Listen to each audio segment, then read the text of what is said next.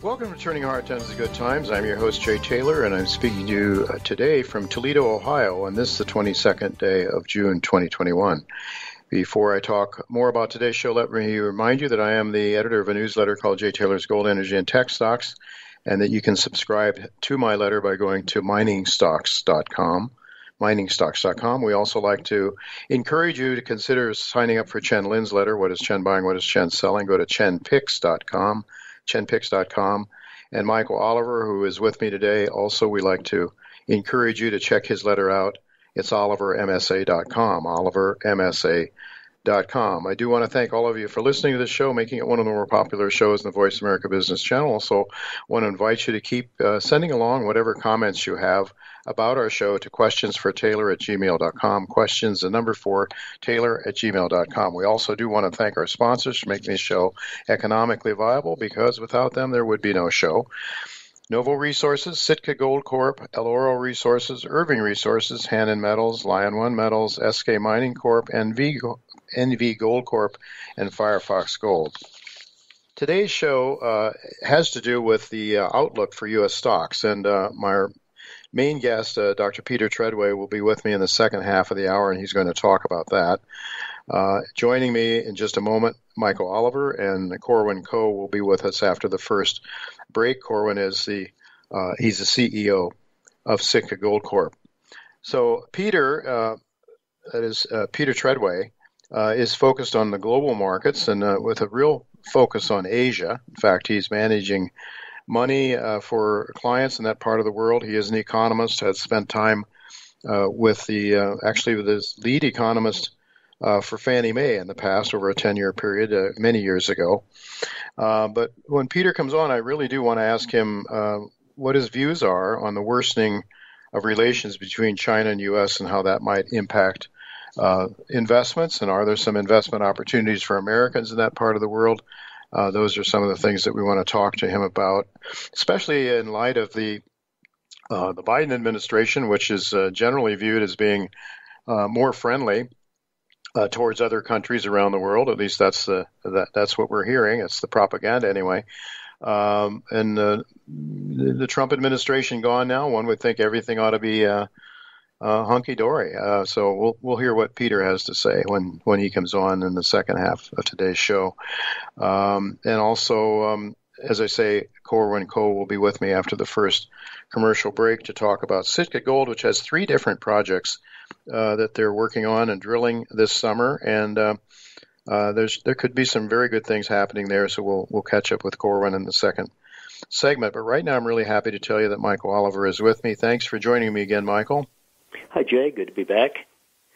Now, many of the market pundits are focused on the CPI and commodity prices in terms of the Fed policy. There's worries about inflation, lots of inflation going on. I know Mr. Powell is talking today, no doubt, probably trying to convince everybody that everything is under control and that there's nothing to worry about. America is going to be as great and as prosperous as ever. But anyway, it's my understanding that you believe more important than the commodity markets and the CPI, people should be watching the equity markets. Why so? Well, obviously, since the March lows of last year, which was a very brief 3-week phenomenon, actually, it was a crash event, obviously, we turned up. And ever since that low, it's been up, up, up, up.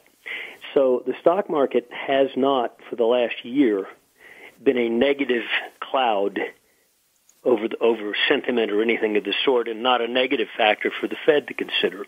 Mm-hmm. And remember, the Fed doesn't say it often, but Bernanke wrote a paper years ago, 2003, in which he argued that implicit Fed policy should be to support the stock market because of its psychological importance to issues like spending versus savings, which, of course, they'd rather have spending by consumers and therefore stimulate the economy, et cetera, et cetera. So it's an important issue for them, even though they don't want to address it that way, because that would be admitting too much. But it's not been a negative, okay? Mm-hmm. Now, what if it turned down? And I don't mean crash, but I mean if it just turned down. Well, our work, long-term technical analysis of the S&P, argues right now that we're probably in transition, we're making a top. Now, I'm not 100% sure we have seen the high yet, but I don't think it's much above this month's high, which is barely above where we are right now. Next quarter, meaning next week, if the S&P is found trading anywhere around where it is now, and including slightly above last quarter's price high, our momentum work on quarterly momentum, which is to say we measure price month-by-month bars in their relationship to the changing three-quarter moving average. Now, three-quarter moving average is sort of like a big old clumsy version of a 200-day average. The same duration, approximately 200 days and three-quarters, so forth. That will break down in a serious, definable way in the S&P and the Dow Industrials. If you're just fiddling around anywhere near where you are now, even a percent or so higher than this, I'm going to break it down. Now, when that occurs, it opens the door, in our view, for at least a 10% void below the market. Not 30%, but 10% before you can even find any next possible credible ledge to try to defend. Now, even a 10% drop is dramatic right now. If you look at the chart, sure, since, absolutely, that would jolt people. It would cause confidence to wane rapidly. Now, the real problem is not the S&P and the Dow breaking down on quarterly momentum, but if they do that, and I think they will, it will help drive the leader index, the one that has been the strongest over the last several years of this now dozen-year-old bull market, the NASDAQ 100. And if you break the NASDAQ 100's annual momentum, which I would argue if you break the S&P through its quarterly and the Dow through its quarterly, highly likely their downdraft will escort the NASDAQ down through its structure, which will engage its annual momentum into a negative trend. Far more serious, because it is also the leader index in terms of its weightings, the symbols that constitute so much that, you take 5 symbols and they explain the stock market move. Anyway, so I see that happening, highly likely. I see the quarterly downturn in the Dow and the S&P is almost a done deal. Then the question is, okay, will that escort the NASDAQ down? And I think it will. Now, if that occurs, obviously asset managers who are already nervous about issues like the value of your money, Ray Dalio always used that phrase. Don't worry about the value of your stock. Look at the value of the underlying money unit, which he's concerned is of course, disintegrating. Guys like him who aren't gold bugs are moving money, in our opinion, from a hefty stock position into a lesser and lesser stock position. Some of the evidence of that we think has occurred a couple of weeks ago in the bond market, where T-bonds, T-notes, or the ETF TLT, which is quite popular, 20-year plus duration of U.S. government debt, they turned up in price by our metrics. And price has not advanced dramatically, but it's advanced. It surprised a lot of people, meaning yields dropped, actually, despite the talk of higher rates. That is evidence to us that there is, in fact, money moving out of stocks. Now, if you jolt the stocks 10% or so, there's going to be even more money moving out. And we know where the two areas are that they will put that money, bonds and gold. Right. Oh. And I think, therefore, if you're long gold and concerned about the resumption of the upside, I'd be watching the stock market for negatives on the downside. All right. So just real quickly here with about a minute left, Michael, how are the gold and silver markets looking to you? I think that sell-off we had last week was basically it. It lasted about 5 to 6 daylight trading hours. It dropped gold $100. Right now we're about 1% off that low, and we've been quietly stable since that low, and that's Thursday's low. It nipped it out this week or on Friday marginally, but basically it stopped on Thursday morning.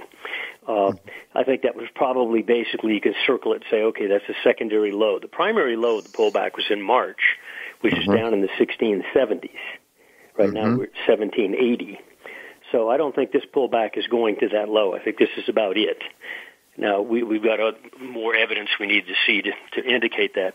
As far as silver goes, I can give you a number. Silver closed weekly's price charts above 28 in the last rally over the last several weeks ago, before the Fed thing. Right. Go back over 28 again, you should be gone. It'll take off. Silver should fully break out of the range that it's been stuck in since July last year. Yeah. And gold might move with it. Gold will move with it, obviously. Silver's not going to do that if gold's not accommodative. And I think gold is building its low here. We're oversold on all of our short-term metrics, weekly momentum, daily momentum. They're all screaming, the bears had their chance. They had their glorious 5 trading hours based on headlines. And I think that's going to evaporate, and we're going back up.